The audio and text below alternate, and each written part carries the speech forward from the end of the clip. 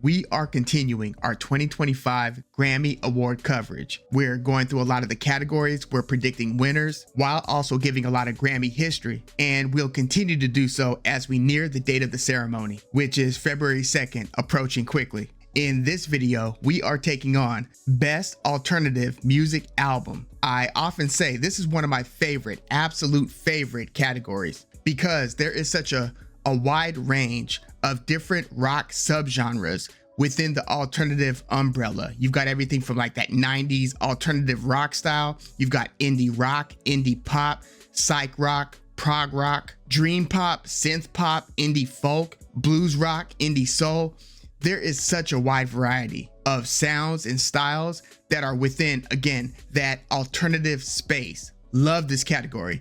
And to be honest, I would love it even more if they could get more creative in who they nominate in the category. Not to say that this list of nominees isn't bad. These are actually all pretty good albums, but I mean, how could you not nominate, for instance, Magdalena Bay with that Imaginal Disc album? You could have nominated that Jordy Griep album. Jordy Griep just had his solo debut after Black Midi disbanded. MGMT had a really good album. I hope that next year I see Christopher Owens. I think it's a kind of a long shot, but I hope to see Christopher Owens' new album nominated next year. And I would have said that Waxahachie and Adrian Lenker from Big Thief should have been nominated this year in this category, but they are actually nominated in other categories for their albums. Waxahachie's Tiger's Blood, I believe, is in Americana, and Adrian Lenker's Bright Future, I believe, is nominated in one of the folk categories. But yeah, I often find that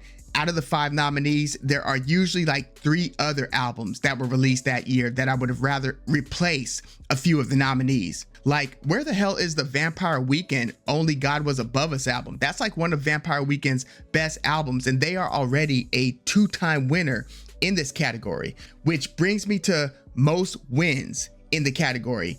That belongs to Beck, Radiohead, and White Stripes. Beck was the latest to join that tie for first place with his 2018 album Colors, so he was nominated for 2019. Yeah, so he was the third to join Radiohead and the White Stripes for that lead with 3 wins. And then there are 3 artists that are tied for, I guess you would say, 4th place with 2 wins. Those artists are Coldplay, as I mentioned, Vampire Weekend has 2 wins, and then St. Vincent, who's also nominated this year. So St. Vincent has a chance this year to join Beck, Radiohead, and White Stripes if she wins with this latest album, All Born Screaming. Now, the most nominations in the category actually goes to Bjork. She has 9 nominations, and get this, she has 0 wins out of those 9 nominations. Like, I've done countless videos about how absurd it is that they keep nominating Bjork. Like, every time she drops an album, even her latest album from a couple years ago, Fosora, got nominated. Her album before that, Utopia, got nominated. They all get nominated. Again, she holds the lead with 9 nominations, but 0 wins. It's almost becoming like a running joke. 0 wins, but 9 nominations. And I just feel like not that she needs a Grammy win for Best Alternative Music Album. I mean, she is iconic as it stands. It would just seem fitting and appropriate for, I mean, kind of the queen of the avant-garde. You know what I mean? Like Miss Alternative, Miss Boundary Pushing, Miss Just Cutting Edge, Bjork, to actually win for Best Alternative Music Album. But no, they just continue to nominate her and continue to pick somebody else as the winner. Again, 0 for 9. It's crazy. And then second place, nominations wise, with 8 nominations, it's a tie between Beck and Radiohead. Again, but both of them have 3 wins. So again, they've got 8 nominations and 3 wins. Bjork has 9 nominations and 0 wins. And then in, I guess you would say, 4th place, Arcade Fire's been nominated 6 times. After that, you've got Tori Amos and PJ Harvey with 5 nominations. And then you've got a 3-way tie between Death Cab for Cutie, St. Vincent, again, this is her 4th nomination, and Yeah Yeah Yeahs, all with 4 nominations. So St. Vincent just picked up her 4th nomination. We'll see if she picks up her 3rd win to again join the 3 leaders in this category for wins. Now, this isn't an old category. It just started in 1991. There's a much newer category actually. It's Best Alternative Music Performance. This is only its 3rd year, but in 1991, Best Alternative Music Album became a category, and the first winner in the category was the late Sinead O'Connor with I Do Not Want What I Haven't Got. Rest in peace to Sinead O'Connor, but she's the first winner in the category. And you've had some like top-notch winners over the years. I mean, Green Day's Dookie won it in 95, Radiohead's OK Computer won it in 98, Kid A won it in 2001, the Black Keys Brothers won it in 2011, Phoenix's Wolfgang Amadeus Phoenix. I really like that album. I mean, that was a fun couple of years, but yeah, they won it in 2010. Bon Iver's self-titled, like, what is it, 2nd album, won it in 2012. Gautier, remember him? Like, what was it? Somebody That I Used to Know. His album, Making Mirrors, actually won it in 2013. What's interesting is Vampire Weekend didn't win it with what I consider to be like at least 2 of their best albums, the self-titled debut and Contra. Those didn't win, but Modern Vampires of the City, which many consider to be their best album, I think that's critically their best album. They won it with that in 2014, and then they won it a few years later with Father of the Bride, which most probably consider to be their least good album, but they won Best Alternative Music Album still with that album. So maybe they didn't even submit their latest album, Only God Was Above Us, for consideration this year. I just noticed its absence, and it's absolutely one of the best albums of this past year. Now, the most recent winner in the category was Boy Genius, the super group singer-songwriter trio of Phoebe Bridgers, Julian Baker, and Lucy Dacus. They won it with The Record. I was kind of surprised. I kind of thought that Lana Del Rey's Did You Know There's a Tunnel Under Ocean Boulevard, I kind of thought that she was going to win in this category because she was also up in the major awards. I thought last year might have been the year for Lana, but no, it was the year for Boy Genius. They just took fire between their tour, Phoebe Bridgers, like Reputation. Yeah, they won it last year, and then the year prior, I was really surprised, Wet Leg won it with their debut album. They beat out what I consider to be one of the best albums that year by Big Thief, and they also beat out Bjork, go figure, among others. But yeah, I was really surprised that Wet Leg won it. They also won Best Alternative Music Performance that same year with the song Chaise Long. So yeah, Wet Leg, I mean, yeah, somebody at the Recording Academy loves them. But let's get into this year's nominees. We've got Nick Cave and the Bad Seeds with Wild God. We've got Clairo with Charm. We've got Kim Gordon with The Collective, Brittany Howard, formerly of Alabama Shakes, with What Now? And then St. Vincent, again, going for her 3rd win with All Born Screaming. Now, it should be noted that Brittany Howard, she hasn't won it solo, even though her prior solo album, Jamie, was nominated, but she did win it with Alabama Shakes, Sound and Color. So technically, she's already a winner in this category, just not with her solo Brittany Howard albums. Now, Nick Cave and the Bad Seeds, it's always a very dramatic affair when you listen to a Nick Cave project. He's, been dealt a lot of tragedy recently in his life. Like, he's lost a child tragically, and some of his work, some of his art kind of reflects the tragedy, like his album Ghost Teen.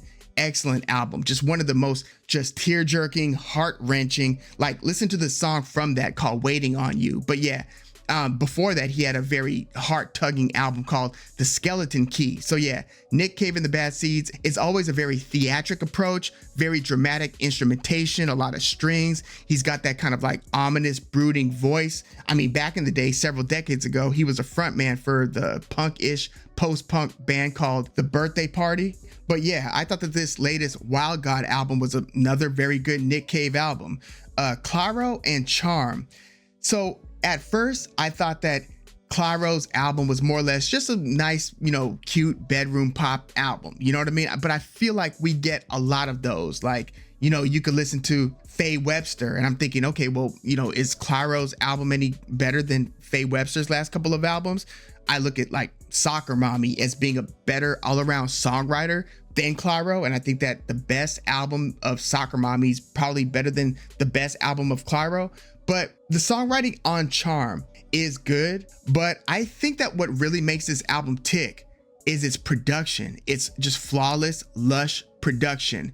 Like there's just something very, it's just so easy on the ears. You start the album, you listen to it through, you don't hit skip on anything, and it just goes down very smoothly. And I actually think that track 2, the lead single, Sexy to Someone, I thought that should have been nominated for Best Alternative Music Performance. I actually thought that song was more worthy in that singles category than the album Charm. Again, because you had so many good indie-like albums this year released, I thought that the single was more Grammy worthy than the album itself. But the more I listen to Charm, the more I'm like, well, damn, if it's unskippable for me at least, and every song kind of has its own charm, quite frankly, its own flavor, then there's got to be something more to it than it just being another run-of-the-mill cute bedroom pop album. So yeah, that's kind of where I sit on Clairo's Charm right now. Now, Kim Gordon, formerly of Sonic Youth, she just dropped this industrial trap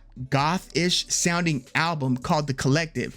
This was one of the more surprising releases in terms of the style change for Kim Gordon. Like this, The Collective sounds nothing like Sonic Youth. It sounds like a totally different artist. So being that she's like several decades in her career, I just find it interesting that she's still experimenting, still trying new things. And this, I think she found something here with her approach to The Collective. It wasn't the easiest on the ears. I mean, Sonic Youth often isn't the easiest on the ears, but it was really interesting. It was pretty powerful. And you listen to certain songs, like it can really hook you in, kind of takes you into its own realm, really. So yeah, props to Kim Gordon for putting that one together.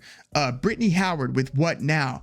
Brittany Howard, I consider to be one of the most amazing vocalists in all of music, just any genre. She is A+, like A++ when it comes to straight up singing. She's also a guitarist. She's obviously a songwriter, but it's really her voice that just makes her a special artist. Now, whereas Alabama Shakes was blues rock, this What Now album takes a more psychedelic approach. It's got a little bit of everything. It's got some indie soul, if you want to call it that. It's got some kind of like psych pop. It even has some danceable electronic songs. I thought that this was really interesting. Now, there were a couple songs that I thought were absolute standouts from the album. I thought that the song I Don't was a standout. I just love that, the production, those kind of like vocal samples in the beat, just a really nice, smooth song. And there are a couple of others, really good songs from the album. I thought that from her last solo album, Jamie, I thought that the song, Stay High? I thought that was really good. But I kind of, not that I got bored, but I felt like everything started to somewhat blend where it became unremarkable over time. Like if you isolate any one of the songs, they're all pretty fine. They're all pretty good. But when you listen to it in the context of the album, I just found myself getting lost, and not in a euphoric way, but in a what just happened kind of way. Again, it's good songs and the album is overall pretty good, but it became increasingly uninteresting the more I listened to it. So yeah, I would say I liked the album, but I didn't love the album. St. Vincent's All Born Screaming, I thought it was a really good album. I don't think it's necessarily like a top 2 St. Vincent album. I think that my 2 favorite might be the self-titled St. Vincent album, followed by maybe Daddy's Home, the one just before this All Born Screaming. I know a lot of people either like Mass Education. Some people even like her like earliest kind of more art pop stuff, even though she's always pretty experimental and always changing, always evolving. But her early stuff was really an acquired taste, I thought, like Actor and Strange Mercy. She started to really win me over with that St. Vincent album though, after Strange Mercy. But yeah, All Born Screaming, she's got a single that's in the alternative, music performance category. It's a Broken Man. And then she's got a song, Flee, that's in, I think, the best rock song category. Or actually, no, flip that. It's Broken Man that's in the rock category, and it's Flee, I believe, that's in alternative music performance category. But yeah, this was St. Vincent's increasingly funky. Like her styles, like even her vocal delivery, it's always a little bit unorthodox. In the production, her guitar playing, she's an excellent guitarist. She's just putting these thought projects together, and it's always just so artful. I know it's cliche to say, but it's really appropriate when you look at how St. Vincent puts her work together. So who do I think should win and who do I think will win? Now, should win, in terms of what my favorite album of this bunch is, I mean, I've got to say, I probably listened to more of Clairo's album than the others. I know I was just saying what I was saying in terms of how I at first didn't really think it was that good and how I thought it was kind of run of the mill. But again, it is so pleasant sonically that I found myself coming back to it frequently. It's just hard for me to say that it deserves to be the best alternative music album category. It is not better than like Vampire Weekend's latest album. It's not better than Hooray for the Riff Raff, which I thought was one of the best albums of 2024. It's not better than that. And I know that they aren't nominated in this category this year. We got to work with this list of nominees, but I didn't think that, Charm it didn't make my top 30 albums of 2024 list. But I did listen to it more than anything else here. It wasn't as bold a statement as Nick Cave and the Bad Seeds' Wild God. It wasn't as boundary pushing nor as experimental as Kim Gordon's The Collective. But I really like that Clairo Charm album. It's grown on me. But if I had to pick who I would like to see win, I kind of want to see Kim Gordon win this one. I want to see either Kim Gordon or Nick Cave and the Bad Seeds win this one. But I think that they're going to give it to St. Vincent. St. Vincent is just one of those it artists of the era. Again, before this fourth nomination, she was nominated 3 times in the category and has won the award twice. So she is high on the list of the voting members of the Recording Academy. That's what I deduce just based on her Grammy success. So yeah, I think St. Vincent is going to win the award with All Born Screaming, but I would like to see either Kim Gordon or Nick Cave and the Bad Seeds awarded with Best Alternative Music Album. But yeah, let me know your thoughts on this list of nominees and on the category as a whole. Are you as big a fan of this alternative music umbrella, shall we call it? Are you as big a fan of it as I am? Because again, I just love the variety, even if the picks aren't always my favorite picks from this, set of subgenres. But yeah, let me know who you think should win this award and who do you think will win the award. And also, don't you agree that it's crazy that Bjork's got 9 nominations and 0 wins? Let me know your thoughts in the comments. Like the video, subscribe to the channel if you love music like I do. I'm Woog. Thanks for tuning in.